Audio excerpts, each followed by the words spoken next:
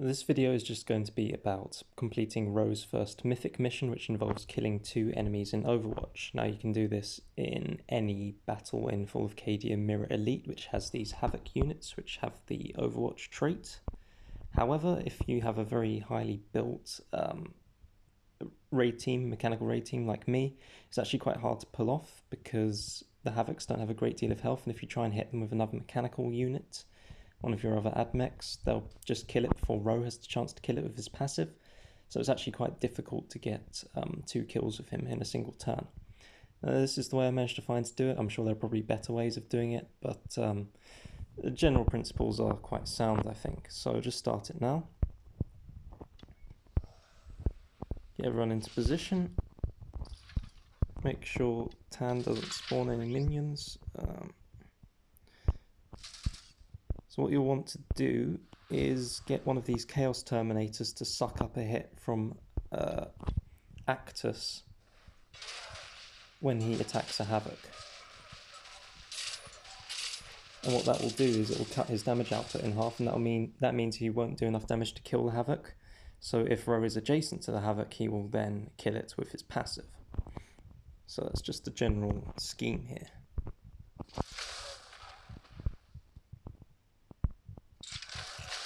Just deal with these Chaos Terminators quickly. Now the problem with the Havocs as well is they have quite high movement and decent range, so once they get in range of your main pack of characters, they're quite difficult to shake off. So what I'm going to do, after I've dealt with these guys, is block them off with Dante. So they'll attack Dante now, and that'll keep them locked in position. And now Dante can move away, and he can move away far enough that he'll be out of range of them so that they can then enter Overwatch again in the next turn. So I'm just going to keep Tan right out of the way because he's useless here and I don't want him...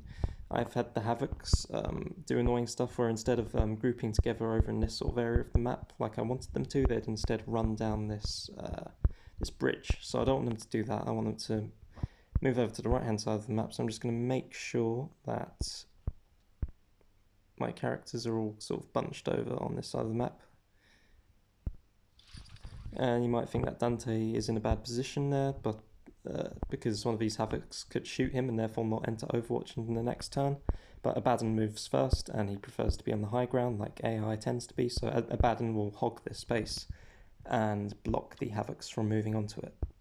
So everyone is effectively out of range of the Havocs now, and you see the Havocs have moved into position where they are adjacent to each other and adjacent to a Chaos Terminator. So Actus can now shoot this one. I mean, it's on the on tall grass anyway, so I don't need to worry about the Chaos Terminator actually being alive because it's only going to be taking 1 hit at range from Actus. But hey ho. So that's 1 dealt with, and then deal with the second one. Could try and deal some damage to that second Havoc with Dante as well, using his active, because his active gives him infiltrate, so that can soften up the left hand Havoc and make it easier to finish off with Ro if you're worried that Ro might not be able to actually kill the Havoc in a single attack.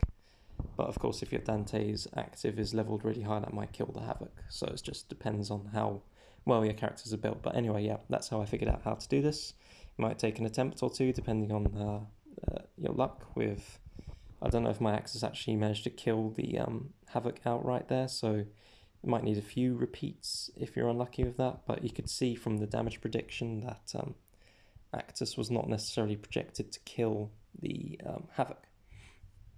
Also, because I had Actus starting here on this hex, what I could have done with him was suppress him with Vitruvius's active ability, and he still would have been able to move and attack the Havoc that was on the hex that Ro is now on, but his damage would have been reduced by suppression, which would have made it easier for him to do that and not kill the Havoc. So that would actually probably be a foolproof way of pulling off this method. As you can see here, Vitruvius is perfectly capable of suppressing his allies. So anyway, that's enough blabbing. I will cut it here because there's nothing else useful to talk about.